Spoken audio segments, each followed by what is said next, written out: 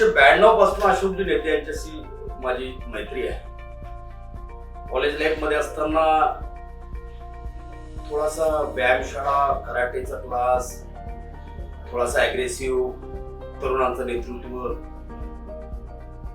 अनेक युवकांच्या चळवळीत सहभाग, ओबीसीचा नेता, ओबीसीचा कार्यकर्ता, अशा अनेक भूमिका पार पडत असताना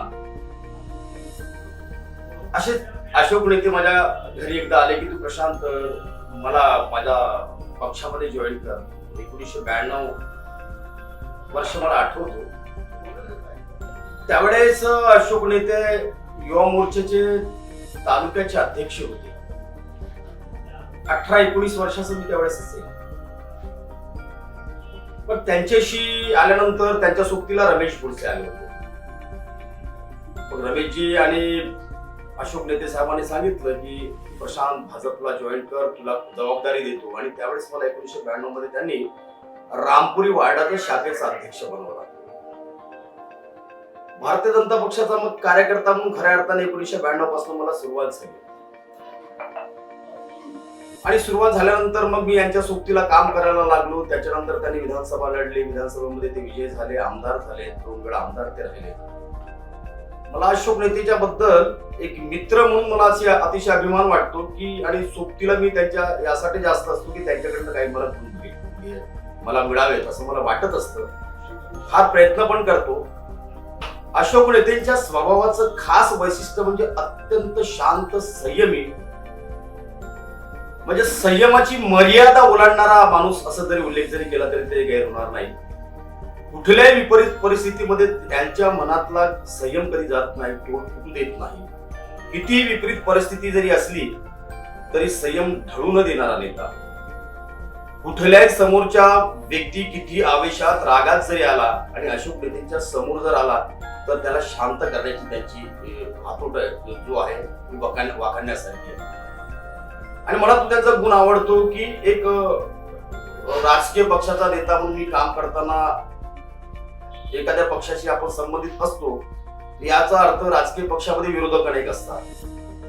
पण अशोकजी नेत्यांच्या सोबतीला मी पाहिलंय, राहताना मी पाहिलंय की यांना विरोधकच नाही, अजात शत्रू व्यक्तिमत्व असा हा नेता. 2दा आमदार राहतो, 2दा खासदार होतो. पण 2दा आमदार असताना, 2दा खासदार असतानाही सामान्य माणसाची नाड जी जोडलेली आहे ती या माणसाने तुटलेली नाही.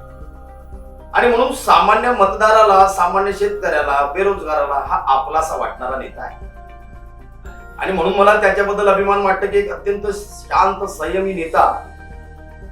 तो आमदार आहे, खासदार आहे, पण आमदाराची कुठे गुरमी नाही किंवा खासदाराची कुठे गुरमी नाही. एक सामान्य माणूस म्हणून जेव्हा एक खासदार माझ्यासारख्या कार्यकर्त्याला जवळ घेतो तेव्हा मात्र आमच्या सारख्याची छातीवर भरून येतं की नाही, आपला एक अतिशय चांगला मित्र आहे.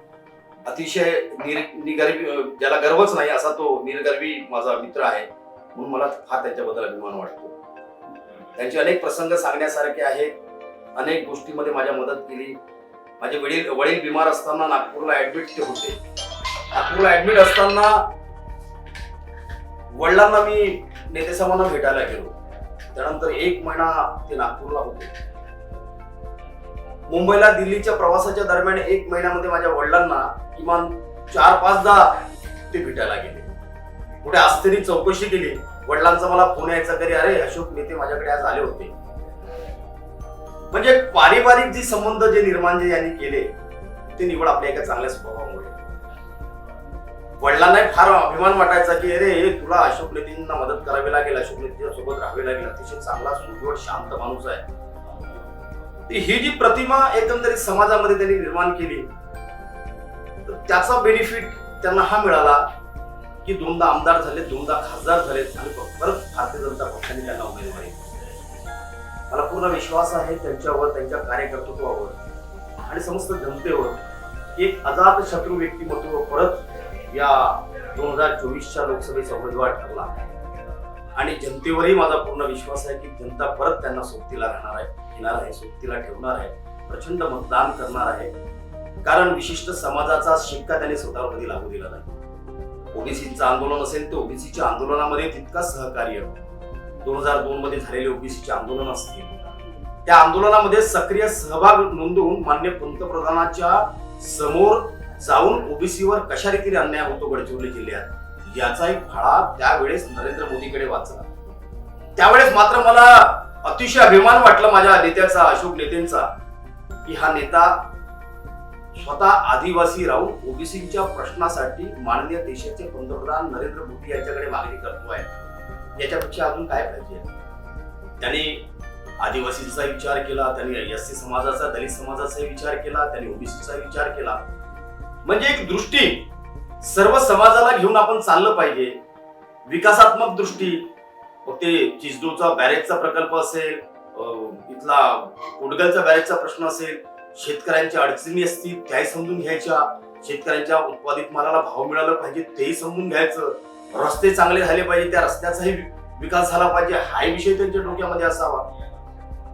आणि त्यांचं एक खास वैशिष्ट्य तुम्हाला मी सांगतोय, म्हणजे ते सांगताना मला आनंद वाटतो की एक असा माझा मित्र जो रात्री 2 वाजता जरी फोन केला तरी तो फोन रिसिव्ह करणार, आणि जर फोन रिसिव्ह जर केला नाही तर दुसऱ्या दिवशी सकाळी बिलकुल पहाटे तो फोन उचलून त्याला रिटर्न कॉल करणार आहे. मला वाटतं राजकारणामध्ये असे नेते फार कमी मिळतात, कमी असतात. किती मोठ्या व्यापातून, किती मोठ्या समस्येतून हसत कार्यकर्त्यांना स्वीकारणारा आणि कार्यकर्त्यांच्या भावना समजून घेणारा नेता आज परत रिंगणामध्ये उभा आहे.